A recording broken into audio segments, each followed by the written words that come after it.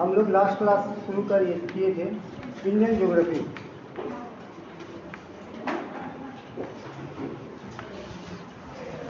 इसके विषय में बताए थे कि भारत नाम कैसे पड़ा, इंडिया नाम कैसे आया, है ना? क्या हुआ? हाँ, इसको अन्य नामों से भी जानते हैं, जैसे आर्यभट्ट सुने हैं, इसको जम्बू द्वीप के नाम से भी जानते हैं। क्यों जम्बू द्वीप जानते हैं? बताए ना, इसको लास्ट क्लास आप लोग को बताए कि इसको भारत कहते हैं। क्यों भारत कहते हैं? क्योंकि ये वैदिक काल में आप लोग देखिएगा कि 5 आर्य कबीला, 5 अनार्य कबीला और 5 आर्य कबीला और 5 अनार्य कबीला, 10 राज्य युद्ध हुआ था। इसमें 5 आर्य थे और 5 अनार्य थे। तो ये जो थे, ये 10 राजाओं का एक समूह था। इसमें से पुरु सबसे शक्तिशाली राजा के रूप में उभरा था, बताए थे लास्ट क्लास आप लोगों को।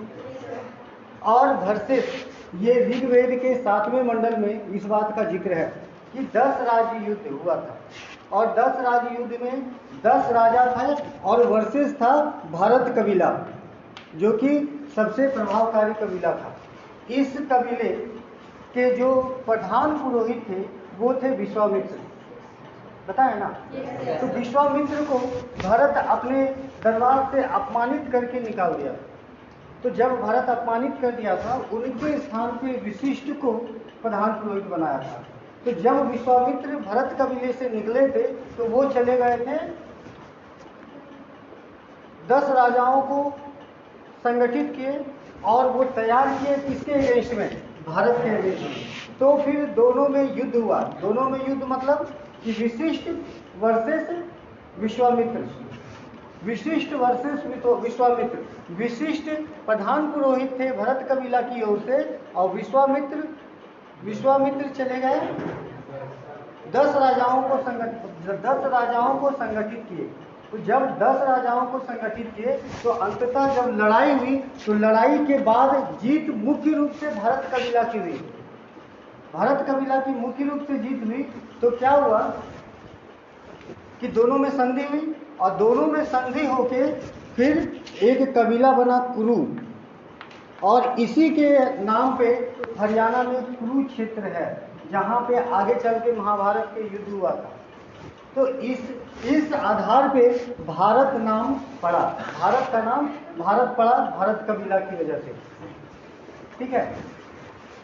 दूसरा है इंडिया नाम इसीलिए पड़ा है, इंडस वैली सिविलाइजेशन अंग्रेजों द्वारा, लास्ट क्लास में बताए हुए हैं, अंग्रेजों द्वारा 4वीं शताब्दी ईस्वी में इंडस वैली सिविलाइजेशन के आधार पे ही इसको इंडिया नाम दिया गया, जो कि आगे चलकर 17वीं शताब्दी ईसा पूर्व में भी अंग्रेज ने भारत का नाम इंडिया के रूप में यूज किया।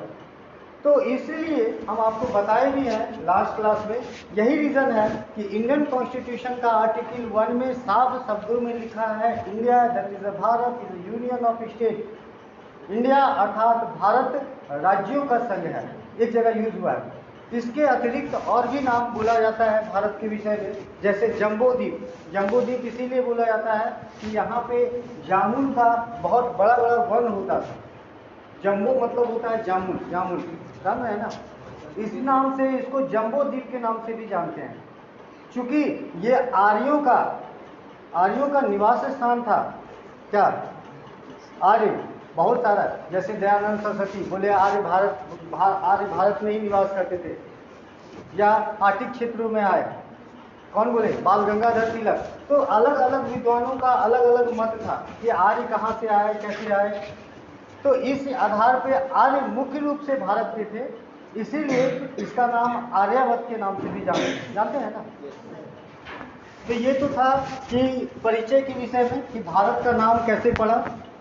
ठीक है, आगे हम लोग देखेंगे भारतीय भूगोल। तो लास्ट क्लास में हम बताए हैं कि भारतीय भूगोल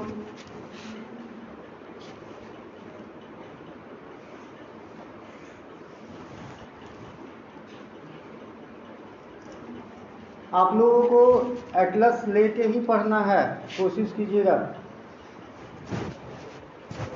ये है भारत। तो भारत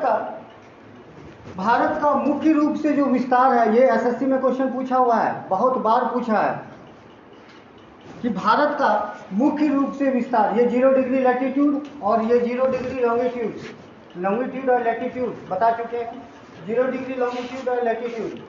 तो भारत का मुख्य रूप से जो विस्तार है वो कहाँ है, ये है भारत। तो भारत मुख्य रूप से पूर्ण रूप से उत्तरी गोलार्ध का पूर्वी देशांतर में स्थित है। भारत का दक्षिणी छोर तो ये है, बार बार बताया है, लेकिन दक्षिणी छोर होने के बावजूद ये उत्तरी गोलार्ध में ही है, नॉर्दर्न हेमिस्फीयर में ही है, northern hemisphere and east longitude. इसीलिए भारत का जो विस्तार है, देखिएगा ये है एक जगह, कहाँ, गुजरात। गुजरात का वो जगह है जिसका नाम है सर क्रीक। सर क्रीक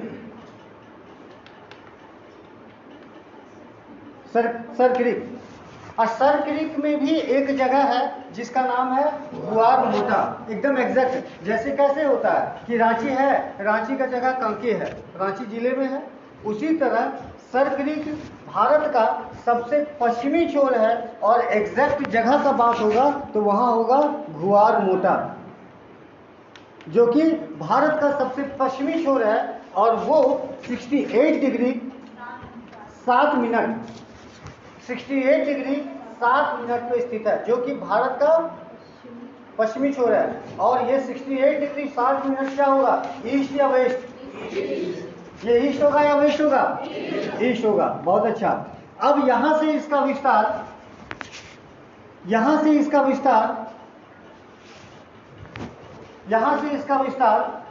ये है जगह अरुणाचल प्रदेश।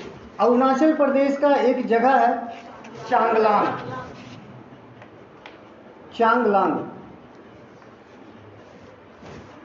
अरुणाचल प्रदेश का एक जगह है चांगलांग, जो कि भारत का पूर्वी छोर है और ये है आपका 97 डिग्री 25 मिनट, 97 डिग्री 25 मिनट। और ये ईस्ट होगा या वेस्ट होगा? ईस्ट होगा। बहुत अच्छा। क्यों ईस्ट होगा? क्योंकि देखिए ये है भारत का विस्तार, ये है भारत का विस्तार। आप लोगों को बताया है कि 0 डिग्री से जितना भी अक्षांश रेखा बनेगा, सॉरी देशांतर रेखा बनेगा, लॉन्गिट्यूड बनेगा, जितना भी डिग्री का लॉन्गिट्यूड बनेगा, तो ये जितना भी कितना बनेगा, 180 डिग्री इधर जाएगा, 180 डिग्री इधर आएगा। मतलब कि 179 डिग्री ईस्ट और 179 डिग्री वेस्ट बता चुके हैं लास्ट क्लास में। इसीलिए 180 डिग्री पे कोई ईस्ट या वेस्ट नहीं होता है, क्योंकि वो मिलन स्थल है ईस्ट लॉन्गिट्यूड और वेस्ट लॉन्गिट्यूड का, जहां से इंटरनेशनल डेट लाइन गुजरा है। आप लोगों को लास्ट क्लास बताया जा चुका है। ठीक है, तो ये है चांगलांग। और अगर चांगलांग में भी एग्जैक्ट जगह का बात किया जाएगा तो किबिथु एग्जैक्ट जगह है किबिथु, जो कि भारत का पूर्वी छोर है। अब देखिए कि आप लोगों को बता चुके हैं कि 1 डिग्री में 4 मिनट का डिफरेंस होता है। 1 डिग्री में 4 मिनट का डिफरेंस हो रहा है, 4 मिनट का डिफरेंस हो रहा है।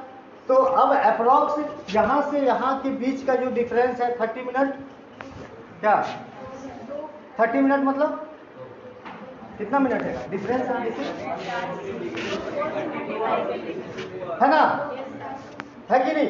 तो जो डिफरेंस है वो 20 मिनट का होगा कि नहीं?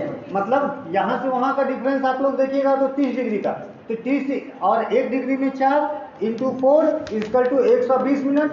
तो अगर ये सर क्रीक और चांगलांग के बीच अगर डिफरेंस समय का किया जाएगा तो 2 घंटे का अंतर हो रहा है। मतलब कि अगर आप गुजरात के सरखरीक पे खड़े हैं, सुबह का 10 बजे सुबह का 7 बजे अगर सूर्य उग रहा है तो अरुणाचल प्रदेश में सुबह का 5 बजे उगेगा। तो इसीलिए इसको काटने के लिए बीच में एक रेखा है जिसको कि ये है 82.5 डिग्री ईस्ट। ये है भारत का IST मतलब Indian standard time. Indian standard time Bharat का जो समय मापा जाता है इसी के आधार पे बोला जाता है। और 82.5 डिग्री ये क्या होगा, ईस्ट या वेस्ट? ईस्ट होगा। और ये ईस्ट जो है ये गुजरात के उत्तर प्रदेश के मिर्जापुर जिले के नैनी नामक स्थान से गुजरा है।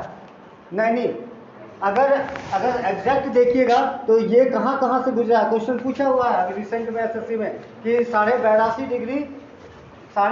डिग्री देशांतर रेखा किन राज्यों को स्पर्श किया है। तो कौन कौन सा, यहाँ यूपी होगा, MP होगा, छत्तीसगढ़ होगा, उड़ीसा होगा, आंध्र प्रदेश। इन 5 राज्यों को ये रेखा स्पर्श करते हुए गई है। कोई बड़ा इशू नहीं है। अगर मैप से स्टडी करते हैं तो ज्योग्राफी सिर्फ मैप का ही है, क्या है कि नहीं? और अगर कोई मैप के बिना स्टडी कर रहे हैं, बिना मैप का स्टडी कर रहे हैं तो उसी समान है बोतल का यूज बिना ढक्कन का, क्या है कि नहीं? हंसने का बात नहीं, क्या ज्योग्राफी बिना एटलस का कर ही नहीं सकते हैं। हम फर्स्ट क्लास में भी बोले हैं कि ज्योग्राफी क्या है, सब चीज़, सारा चीज़, चाहे वो हिस्ट्री हो, पॉलिटी हो, एटलस लेके बैठिए, एक बार पढ़ना है कि उसको लास्ट तक पढ़ना है।